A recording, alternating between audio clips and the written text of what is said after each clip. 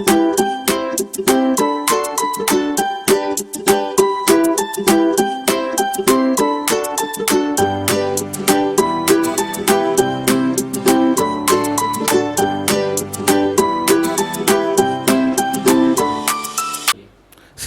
is first in Udaipur, third in Rajasthan and 17th in India. Why so? So CPS Udaipur में number 1 और राजस्थान में number 3 और भारत में number 17 कैसे आया, क्यों आया? It's all because of the well wishers blessings, because of the gods grace. और 34 इयर्स पहले जब मैंने स्कूल स्टार्ट किया था तो कारण सिर्फ एक था कि बच्चों के लिए बहुत ज़बरदस्त पैशन, मुझे बच्चों का साथ बहुत पसंद है। और उससे भी ज़्यादा ये था कि मैं ऐसी रिसर्च करूं, मैं बच्चों को इतना माइन्यूटली ऑब्जर्व करके ऐसे शॉर्टकट्स निकालूं जिससे कि बच्चे के लिए पढ़ाई बहुत इजी हो जाए, उसका मन करे पढ़ने के लिए और उसके आँखों के तारे हमेशा झिलमिलाते रहें। मेरे को उनकी वो आँखों की चमक और चेहरे की खुशी यही बल देती आई है और इसीलिए बहुत सारे रिसर्च वर्क भी कर पाई, ऐसी किताबें भी लिख पाई हूँ जिसकी वजह से वो मैथ्स ओलंपियाड में इंटरनेशनल रैंक ईज़िली ला पाते हैं।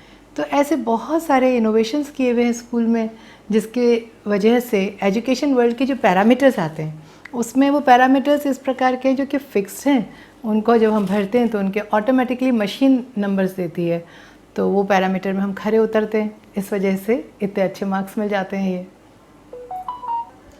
Recently you were awarded as a achiever, all-time achiever. What's the reason for that? Sanchi सम्मान बहुत ही अच्छा लगा क्योंकि एक तो चिराग जो स्कूल में पढ़ते थे और ये उन्हीं के पूरे ग्रुप ने मिलकर इतना अच्छा ये आयोजन रखा। तो क्यों मिला? क्योंकि पूरी ज़िंदगी निकल गई है बच्चों के लिए काम करते हुए, इसलिए लाइफ टाइम अचीवमेंट अवार्ड था। राष्ट्रपति से पुरस्कार जब मिला था 2005 में, तब 1.5 लाख रुपए नगद पुरस्कार और ये जो हमने कंप्यूटर्स पे काम किया, 100 कंप्यूटर्स पूरे राजस्थान में तब CPS के पास थे और फर्स्ट एवर टाइम इतने कलर्ड कंप्यूटर्स किसी भी स्कूल ने बच्चों की पढ़ाई के लिए काम में लिए थे। तो एक्सीलेंस इन कंप्यूटर से वहाँ से जो एक सफ़र शुरू हुआ है तो उसी में सांची सम्मान भी एक माइलस्टोन की तरह से है। तो उस ग्रुप का मैं बहुत धन्यवाद देती हूँ और इस प्रकार का आप हमें जो रिकग्निशन देते हैं तो उससे फिर बहुत स्ट्रेंथ मिलती है कि जो हम काम कर रहे हैं वो शायद बच्चों के लिए वास्तव में उतना ही उपयोगी हो पा रहा है जितना कि हम सोचते हैं। सो इसके लिए आप सबका बहुत आभार है।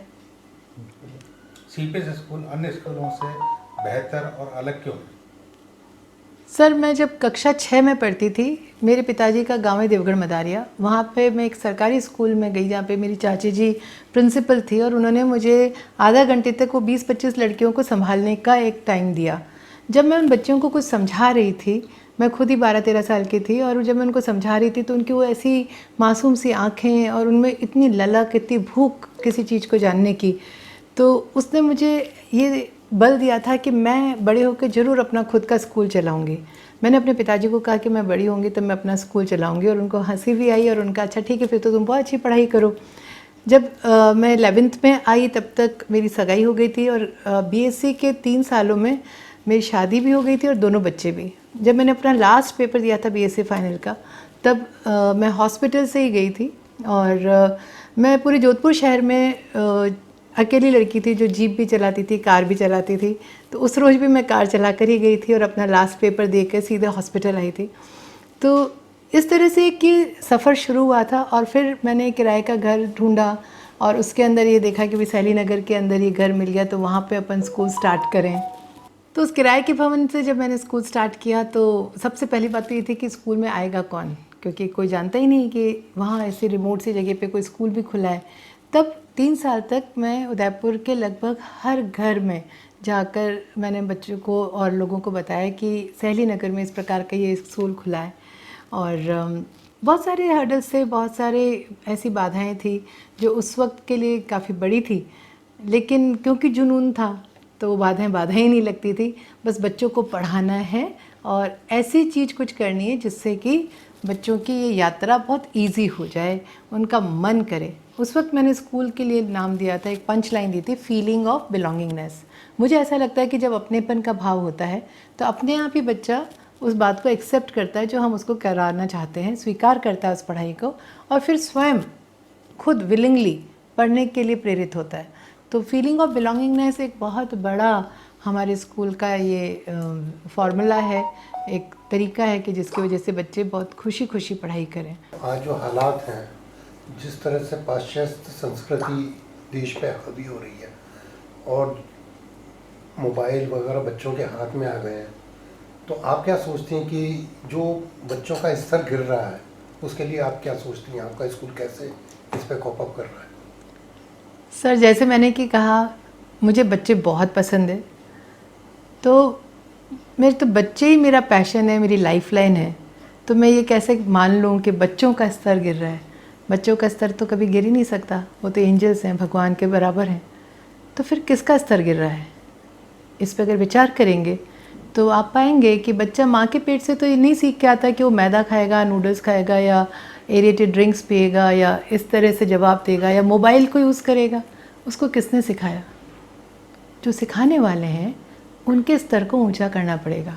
उनको सिखाना पड़ेगा कि बच्चों की परवरिश कैसे दें, और उसके लिए एक ट्रेनिंग सेशन मैंने खुद ने भी तैयार कर रखा है, क्योंकि मेरा विषय ये था कि मैं बच्चों पे रिसर्च करूं, उनको ऑब्ज़र्व करूं और देखूं कि वो क्या करने से सीखने के लिए लालायित होते हैं। तो आप देखिए कि यहाँ पे एक जरा सा कंपटीशन होता है, बच्चे को एक मेडल भी मिल जाता है तो रात को भी पहन के सोता है, उसको उतारना नहीं चाहता। इसलिए नहीं कि उसको नंबर 1 बनना है, इसलिए कि उसको पता है कि इससे मेरे मम्मी पापा बहुत खुश हो रहे हैं। बच्चे के लिए तो वही दुनिया है, माता पिता उसके ईश्वर हैं, उसका संसार है, उसकी सृष्टि है। तो फिर माता पिता परवरिश कैसे करें और बच्चों को किस तरह से वो खुद ट्रेनिंग दें, इसके लिए वो अगर अपडेट हो जाते हैं और ढंग से सही तरीके से ज्ञान प्राप्त कर लेते हैं तो हमारा ये पूरा देश बहुत अच्छे से सुधर सकता है। मैं असेंबली में कई बार कहती हूँ कि अगर अपने कोई भी डायरी नोट नहीं लगेगा तो हम अपने देश के क्राइम रेट को नीचे गिराने में अपना कंट्रीब्यूशन दे सकते हैं, क्योंकि अगर डायरी नोट नहीं लगता ये इंगित करता है कि बच्चा रिस्पॉन्सिबल हो गया है, अकाउंटेबल हो गया है। तो जो रिस्पॉन्सिबल है, अपनी जिम्मेदारी समझता है, वो सही गलत की पहचान भी करना जानता है। बच्चों पर साइकोलॉजिकली इतना प्रेशर है एजुकेशन का, स्कूल से भी होता है, घर से भी होता है, ट्यूशन का भी होता है, तो बच्चों में एक सुसाइडल टेंडेंसी डेवलप होने लग गई है। चाहे आप कोटा के लिए देख लीजिए या स्कूलों के लिए देख लीजिए या अन्य हालात में देख लीजिए। तो ये जो एजुकेशन सिस्टम है जो सुसाइडल टेंडेंसी डेवलप कर रहा है बच्चों में, उसके लिए आप क्या सोचती हैं? देखिए सर, जब समाज की इतनी उलझन की हम बात कर रहे हैं तो एक फार्मूला सीधा सा यूँ करके निकल के नहीं आएगा कि एक वाक्य में इसका उत्तर आ जाए, लेकिन फिर भी एक स्ट्रॉन्ग बेस ये है कि हम किस धरातल पे अपना जीवन का अपना आधार रख रहे हैं। वो धरातल है कि हम इंटरनली हमारी स्पिरिट स्ट्रांग हो। तो मैंने यहाँ पे बच्चों को बता रखा है कि स्पिरिट स्ट्रांग होना या स्पिरिचुअल होना ये कितना ज़्यादा ज़रूरी है। उसके 5 मेजर कंपोनेंट्स हैं: power of prayer, blessings, carrying, sharing, nurturing, power of gratitude and a warm smile. सबसे पहले हमारे बच्चों को ये 5 बातें बहुत अच्छे से सिखानी और समझानी होती है। अगर हम अंदर से स्पिरिचुअली स्ट्रांग होते हैं और अगर इमोशंस पे हमारे ग्रिप होती है, anger, guilt, worry, break from past and procrastination, ये 5 इमोशंस हमने CPS में ले रखे हैं। इसके ऊपर हम उन बच्चों को बहुत अच्छी तरह से चर्चा भी करते हैं। हमारे लिए सारे बच्चे प्रेशियस हैं, चाहे वो लास्ट रैंक लाए चाहे फर्स्ट रैंक लाए, क्योंकि नंबर से ही बच्चा सक्सेसफुल होगा ये बिल्कुल भी ज़रूरी नहीं है, तो हम तो जानते हैं। लेकिन हाँ, डिग्री इम्पॉर्टेंट है। तो एकेडमिक्स के साथ साथ बच्चे को हम स्पिरिचुअली, इमोशनली स्ट्रांग करें, उसको ये विजडम आ जाए कि वो सही और गलत को पहचान सके, इंटीग्रिटी, उसको एंटरप्राइजिंग बनाए, उसको प्रोएक्टिव बनाए कि वो उसका फोकस हो सॉल्यूशन पे, प्रॉब्लम पे नहीं, सॉल्यूशन निकालना सीखे। हम उसको शुरू से इस तरह की ही शिक्षा दें, ट्रेनिंग दें। और ये CPS में हम 34 वर्षों से करते आ रहे हैं। हमारे बच्चे आप पाएंगे समाज में बहुत हैं, उनका व्यवहार और उनका किसी भी सिचुएशन को लेने का तरीका अलग है। तो सिखाने पे बच्चे सीखते हैं, ये भी तय बात है। आज का जो एजुकेशन सिस्टम है, नर्सरी में बच्चे को 4 साल 3 साल की एज में 6 घंटे स्कूल में रोका जाता है, उस पर मेंटल प्रेशर आता है। पहले के ज़माने में 6 साल का होता था तब स्कूल में जाता था। उसके बाद उसको वो चीज़ें पढ़ाई जाती हैं जो उसके भविष्य में कभी भी काम नहीं आने वाली है। तो ये जो प्रेशर जो पड़ता जा रहा है बच्चे के माइंड पे, वो उसके ग्रोथ को कितना डिस्टर्ब करता है, उसके साइकोलॉजी को कितना डिस्टर्ब करता है। अब ये जो प्रश्न है, ये अपने आप में बहुत सारे ताने बाने लिए हुए हैं। ये ऐसा प्रश्न नहीं है कि जिसके लिए मैंने पहले भी बोला कि इसको एक फार्मूला दे दें और वो सुपर हिट हो जाए। लेकिन फिर वही वाली बात कि प्रेशर किसको बोलेंगे? जिस काम को करने में हमें मज़ा नहीं आ रहा, जिसको हमें ज़बरदस्ती करना पड़ रहा है। अब मेरे को जैसे स्कूल का पैशन था तो मेरे सामने इतनी सारी परेशानी आई तो मुझे तो लगी ही नहीं, तो मेरे पर प्रेशर ही नहीं आया। मेरे को बड़ा मज़ा आया है काम करने के अंदर और मैं कर भी पाई। तो पैशन और प्रेशर में फ़र्क है, पहली बात। दूसरा ये कि पहले ज़माने में क्या होता था वही आगे 100 वर्षों में होता रहेगा, ये तो पॉसिबल नहीं है।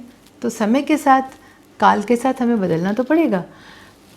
मेरे घर परिवार में अनेकों मेरी जनरेशन वाले बच्चे हैं जिन्होंने 3 साल की आयु में उनको सुबह नाना जी उठा दिया करते थे और अलाव जलता था, कंबल ओढ़कर, और 3 साल के बच्चे पूरा हम लोग जो ये स्कंद हैं भागवत जी के या गीता के संस्कृत में, मेरे को धारा प्रवाह रटे हुए याद होते थे।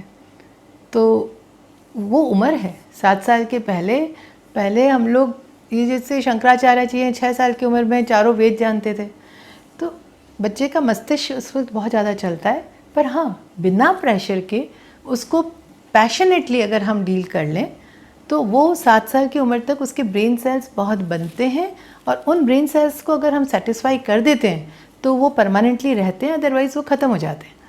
तो बच्चे को खूब अच्छा अगर हम बढ़िया चीज़ सिखा पाएँ तो ये एक राइट एज है। दूसरा, बच्चे को इस वक्त काम भी बहुत करना चाहिए, घर के झाड़ू पोछा, बर्तन कपड़ा, खाना, अलमारी जमाना, ये सारे काम, क्योंकि प्रकृति ने जितने भी जीव हैं उनको तो पैदा होते ही सक्षम कर दिया है। मनुष्य एक ऐसा जीव है जिसके बच्चे को 3 साल के बाद वो सक्षम करती है। तभी तो पूरे दुनिया के अंदर एक 3 साल 4 साल का बच्चा कहता है मैं आप ही काम करूँगा, या अपनी भाषा में बोलता है कि I do it my self, क्योंकि प्रकृति चाहती है कि वो सेल्फ सफिशिएंट हो जाए। तो ये उम्र पे बिना बच्चे को हम प्रेशराइज़ किए यदि इस उम्र में ढंग से ट्रेन करते हैं तो वो बच्चा बहुत अच्छा चमकता हुआ, जगमगाता हुआ निकलता है और खुशी खुशी जीवन व्यतीत करता है। आ रही है वो आ रही है कि माँ बाप दोनों वर्किंग हैं, तो जो बच्चों के साथ जो उनका जो टाइम स्पेंडिंग पीरियड है वो कम है। उनकी जो लर्निंग बच्चे की माँ बाप से होनी चाहिए, जब एजुकेशन उसको मिलनी चाहिए, वो बहुत कम है। तो वो बच्चा साइकोलॉजिकली प्रेशर में शुरू से ही आना शुरू हो जाता है, और लोनलीनेस, बच्चों की संख्या कम है, 1 या मैक्सिमम 2 बच्चे हो रहे हैं आज। तो जो परिवार में जो एक एटमॉस्फेयर है वो नहीं है। उसके बारे में आप क्या सोचती हैं एजुकेशन सिस्टम के साथ? जिस घर में दादा दादी हो, नाना नानी हो, जुड़ा हुआ परिवार हो, सारे रिश्ते हों और घर किलकारियों से भरा हो, वहाँ तो सभी तरफ सक्सेस ही सक्सेस है। लेकिन अगर माता पिता वर्किंग है या वर्किंग नहीं भी हैं, बच्चे 1 या 2 हैं, और अगर नौकरों के भरोसे या जो सपोर्टिंग स्टाफ है उनके संस्कार को ले रहा है, तो ये दुर्भाग्य है देश का। इसको तो फिर ट्रेनिंग, मैं तो कह ही रही हूँ कि माता पिता की, जो परवरिश करने वाले माता पिता हैं, उनकी ट्रेनिंग होनी बहुत ज़रूरी है। उनको पता होना बहुत ज़रूरी है कि हमें बच्चों को कैसे बड़ा करना है। अब ये इसके लिए बहुत विस्तृत ये क्षेत्र है। जैसे कि बच्चे को अगर बैठकर पढ़ने की ट्रेनिंग देनी है तो 3 साल की उम्र में बच्चा आधा मिनट से ज़्यादा पेंसिल नहीं पकड़ सकता। अब ये पेरेंट को पहले तो पता हो, वरना क्या होता है कि माता बहुत एम्बिशियस होकर उसको काफ़ी देर अगर लिखाएगी तो बच्चा पढ़ाई से दूर हो जाएगा। तो मैं बताती हूँ कि आप एक कपड़े की अलमारी रखो, उसमें 30 तरह के अलग अलग आर्टिकल्स रखो, और मम्मी आधा घंटे तक बच्चे के पास उस वक्त बैठ जाए, सिर्फ हाफ एन आवर, और उसको एक एक चीज़ आधा मिनट के लिए दिखाए। जैसे आधा मिनट कविता कर ली, फिर आधा मिनट तक कोई रिकग्निशन का काम कर लिया, आधा मिनट तक पोएम का काम कर लिया। तो ऐसे करके 6 महीने या 9 महीने बाद फिर वो बच्चा अपनी कुर्सी पर आधा घंटा खुद फुल अटेंशन के साथ बैठना सीख जाता है। तो अगर हम ट्रेनिंग देना जानते होंगे तो बच्चों को अच्छे से ट्रेनिंग दे देंगे।